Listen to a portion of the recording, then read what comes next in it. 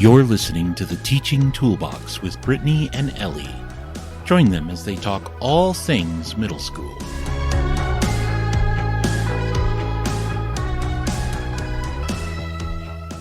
Hey there, welcome back to another episode of the Teaching Toolbox. I'm Ellie, your co-host, and today, listen, I have to be honest. I am staring at my desk right now, and it is a little bit of chaos. I'm talking a ton of sticky notes of a variety of colors, so it's pretty, but a ton of sticky notes, wild Pinterest dreams, notebooks, lists, you know what I mean?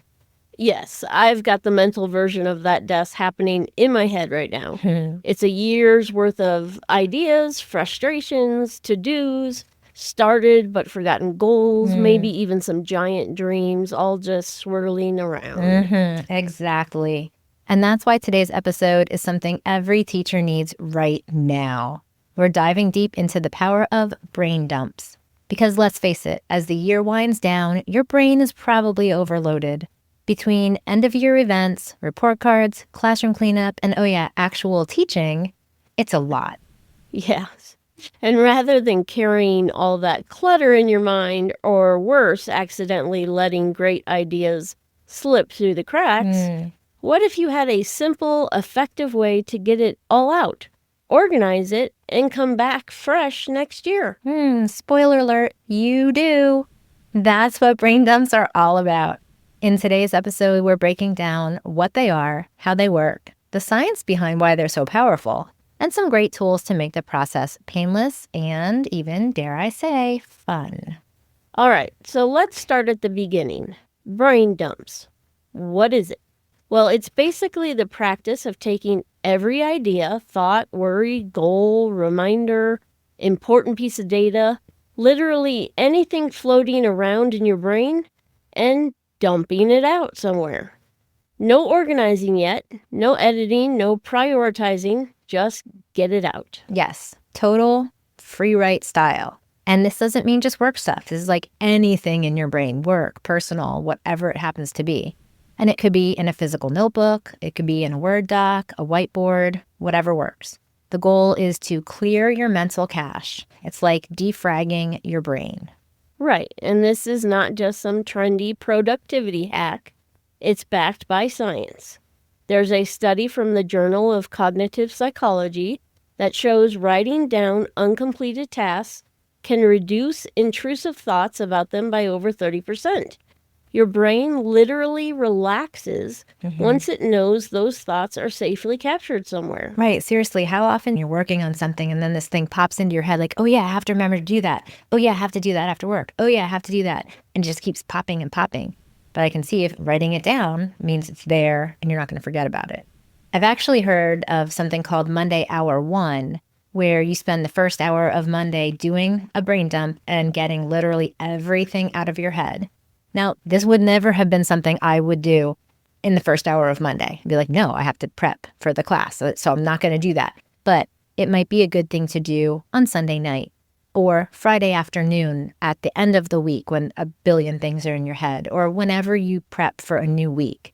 I have absolutely felt lighter after getting all the things out of my head and onto paper. And thinking about that 30% thing, a lot of times I sit there and I say to myself, it's faster to just get things done than to write everything down. But thinking about that 30% makes me want to just get everything out of my brain right away, because that'll make me feel so much better, so much lighter, so less burdened.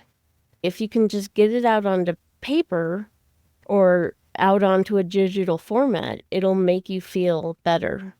Plus, brain dumps aren't just reactive, they're a reflective way of handling things. As a teacher's year ends, it's the perfect time to unload not only your current to-do list, but also reflections on what worked, what didn't, what you want to tweak for next year.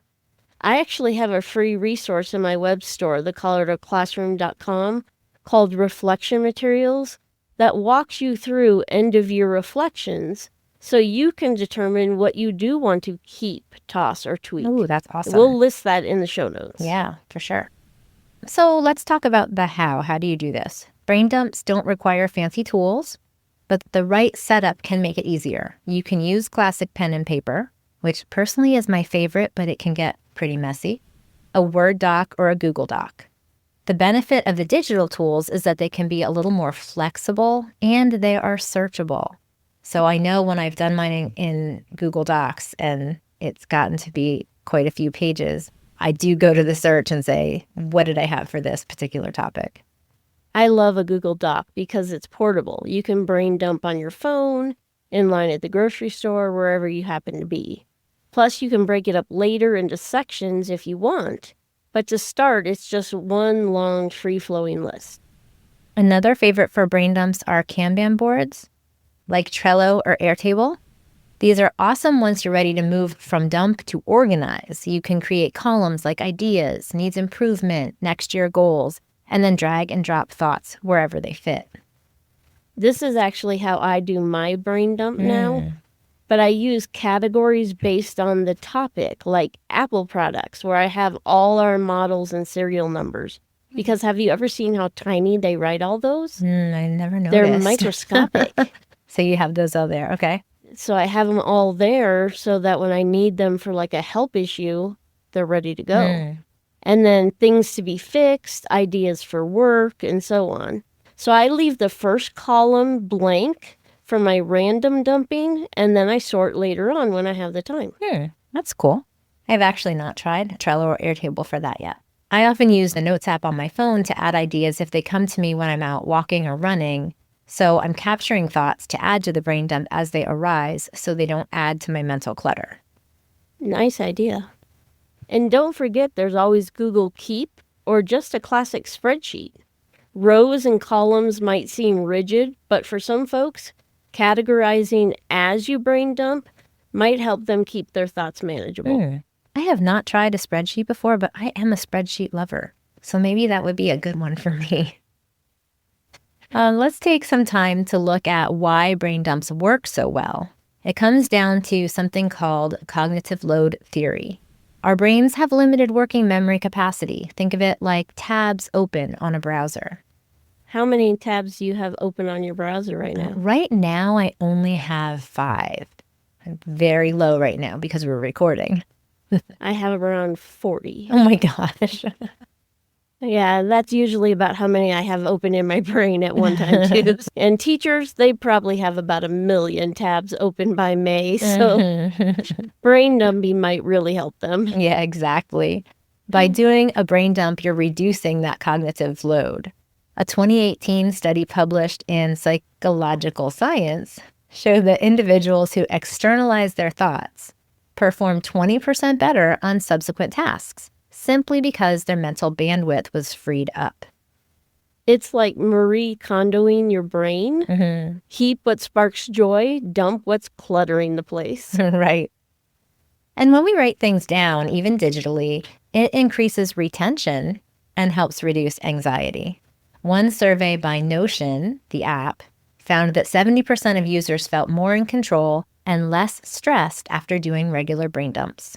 Okay, so you've brain dumped. You've got pages and pages of thoughts, ideas, maybe even some rants or two. So what's next?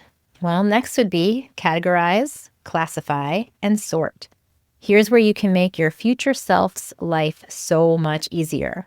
After the initial dump, go back and tag or sort items like immediate to-dos, next year's goals, professional development ideas, classroom management tweaks, curriculum changes, and even if, there's personal things, you can add personal categories as well. You can even color code in Trello or use headers in your Google Doc. The key is to make it searchable and digestible later. There's nothing worse than doing a great brain dump and then never being able to find something again. I want to be able to cross it off personally. Yes. And say, that's done. It's no longer on the list. So if I can't find it, then I can't cross it off. One thing I use is adding dates or priority levels, like must do this summer versus think about next spring. That way, when you revisit this particular brain dump in August, you're not overwhelmed all over again. True. So before we wrap up, a couple more tips for brain dumping. Schedule time for your brain dump. Don't assume it'll just happen. Block off like 30 minutes after school or your morning coffee time. Don't censor yourself. Some of your wildest, silliest, or most out there ideas might be the seeds for amazing changes next year, so write it all down. And then revisit it periodically. Summer brain dumps are great, but check back mid-year. It might be great to check back every week. Your needs shift, and it helps keep that mental clutter at bay. Love that. Teachers, you deserve to start next year feeling clear, focused, and ready, not frazzled and foggy. Brain dumps are like a mental gift to yourself. This makes me want to go do one right now, actually, because I haven't done one in a little while. Yes. So I need to put this on my calendar. And honestly, if you're able to fit a weekly brain dump into your routine, like I'm thinking I need to put that on my calendar as a weekly thing at this point because I haven't been doing it as much, I think you will love the freedom that it gives your brain. All right, Toolbox crew, we hope this episode encourages you to find time to pause, dump, sort, and breathe, and give your brain a reset. Your ideas, frustrations, and plans matter, but they shouldn't weigh you down. Get them out, organize them, and walk away ready to hit the ground running. And if you need some extra help reflecting, don't forget to check out Brittany's reflection materials at thecoloradoclassroom.com. And again, we'll link that in the show notes. Thanks for hanging out with us today, friends. Until next time, keep that toolbox stocked, your brain clear, and your coffee cup, or whatever you prefer, full. See you. Bye. You just listened to the Teaching Toolbox. Follow them on your favorite platform for more episodes and share it with a friend.